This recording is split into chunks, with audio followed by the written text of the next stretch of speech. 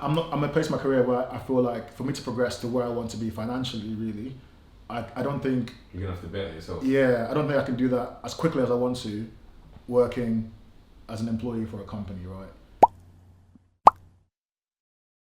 I mentioned our CEO.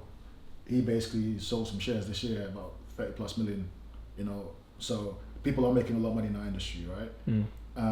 At the same time, I don't think I can. I don't know how long I want to wait to try and see if I can make it to that, and there's no guarantee there. So I want to bet myself a little bit. So I'm exploring opportunities to do things, and something I'm trying to explore at the moment is, and it happened during COVID. So I think COVID changed my life, honestly. So I got this job. I got into the industry in COVID, but at the same time I was stuck in Nigeria for 9 months because of lockdown and everything. So I went to Dubai in December, and then Dubai to Nigeria, and then UK went to lockdown, and then they put the UAE on blacklist. So I couldn't fly back via UAE. So my ticket was just on hold, I guess, at the moment. And then my boss at the time was like, you can't travel anywhere now to see customers, so you might as well just stay there until you can. So that gave me the idea, because whenever I go to Nigeria, I always thought there's opportunities there, but I'm never there long enough to try and do anything. So during COVID was the first time I was there for a prolonged period of time. And so I just, out of the blue, I called the owner of the business, the guy that sent me to the US to work for him.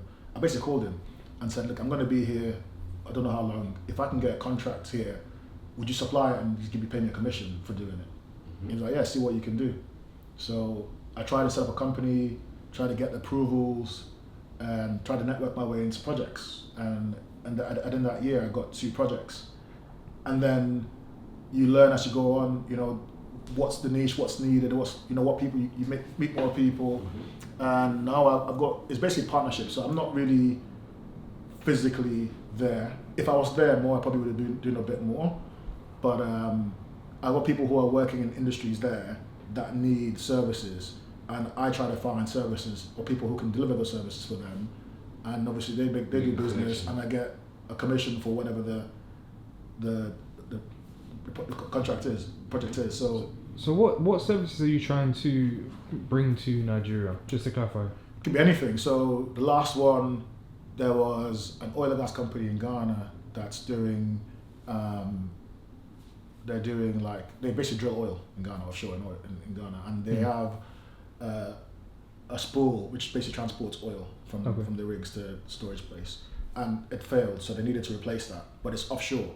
So I knew somebody who basically could do that in Nigeria, and he had a business in Ghana as well. So I got wind of this project. We bid for that project together, and we were competitive, and we got awarded that project. Was that the one who owned the boat?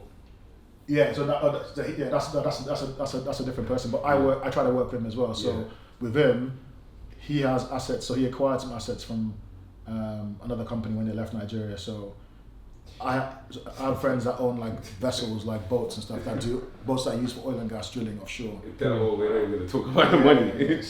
Skip past the money and that. Yeah, so but that one there, when I was just, that's the level that. Yeah, exactly. If you could get to that zone. That's the dream. That's the real dream. But obviously, being around people like that inspires you. They're my same age as me. Yeah. So inspires you to see what's possible, what's really, and some people have made I've seen people make a lot of money in a short time just by betting on themselves. And when I go to Nigeria, everyone always tells me, what you're doing still, come back here and set yourself up. You'd be good. Do you know what I mean? So how did you even begin to work your way into these industries, to get your foot in the door? Especially you're traveling to so many different countries, so you're essentially entering a new market and a new field every time you kind of travel. Yeah. So for someone that's on the outside of this industry, obviously I'm in content and production and whatnot, this is completely foreign to me. So it looks like, from the outside looking in, it's like, how would I even get into oil and gas? Because it's like one of them buzzwords, isn't it? It's like when you hear about what's his name, Turk Al Sheikh and them, man, and they've got oil money and rare. I can't ring him up. He's not on LinkedIn.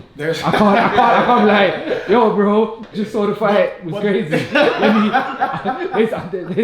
There's this oil rig off the coast of Ghana. Like, it don't work like that. So how do you begin to essentially infiltrate this new space?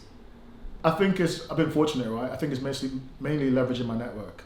I went to private school, in the UK. Okay. So there's people who I know from different countries all over the world who are doing different things, like, you know, Russian people, I know people from Saudi, people from everywhere. So in my school in the UK, there's probably more, I would say there's a lot of foreigners, probably more foreigners than Brits in my school. So Okay. everyone who was boarding, because I went to boarding school, everyone who was boarding was international. You went to a serious school. Yeah. So your network, you could argue, is more valuable than your education. On some level, bro. On some level. Wow. I've had. There's a guy in my class who was a counsellor, a Tory counsellor. When I was applying for my British passport, he helped me write. He wrote a letter for me. My thing came out in 2 weeks, bro. So things like that. You're the guy. So, you're the guy. You're James Bond. Cool. Yeah. It makes sense. But yeah, it's my network really. So I would say, you know, what people are doing. For the longest time, I found it difficult to talk to my friends about business stuff because I felt like I didn't want them to feel like I'm trying to leech off them. And that was the mindset I had. But now where I'm at with it is, I'm bringing value to you. If I can help you make more money, why would you not want to work with me? We know each other. Do you know what I mean? We know what this relationship is built of, whatever. So I ask a lot of questions now, ask people what they do. I come and talk to you about the pod. I ask you a lot of questions about stuff. Like, I'm trying to figure out what people do. So I think it's just by talking to people. Oh yeah, you've been asking about my man. And Exactly. Yeah. Exactly. So asking questions, and that basically was the mindset shift that I had.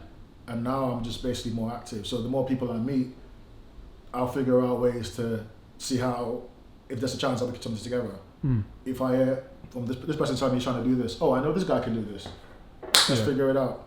That's kind of how it works. So keeping on the topic of private school then, so you've been around a lot of people who've gone on to be successful, right? Yeah. So do you notice any trends or tendencies in them from like a young age growing up to, so it's like you can pinpoint that's why this guy is this? Because I think a lot of people who go to private schools, I feel like I don't know, it's like I guess like a breeding ground for talent. Like you're collaborating with some of the, I guess the wealthiest people, some of the most intelligent people, because a lot of people are on scholarships. Would you get a scholarship? I got scholarship. Yeah. Scholarship, yeah, cool. So you're coming from a completely different place. Yeah. Coming from Nigeria. Absolutely. Yeah, so essentially, by you even going to that school, it raised your level.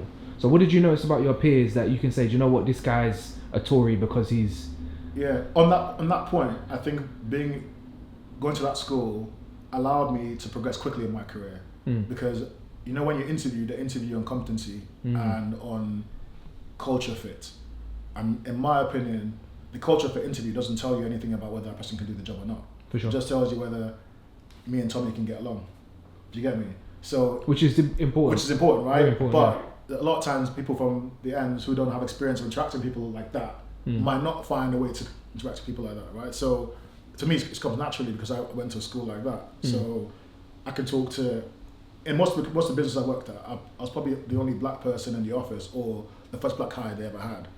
Or like, do you know what I mean? So for me, that was really, I think that experience allowed me to be able to talk to people and find common around people from various backgrounds. Because my school was a very international school, right? So I think that's one of the things that did help me. But yeah, in terms of the mindset of the kids in the school, I would say when you come from money, you don't worry about a lot of different things that we all have to worry about. Okay. Because there's always a safety net.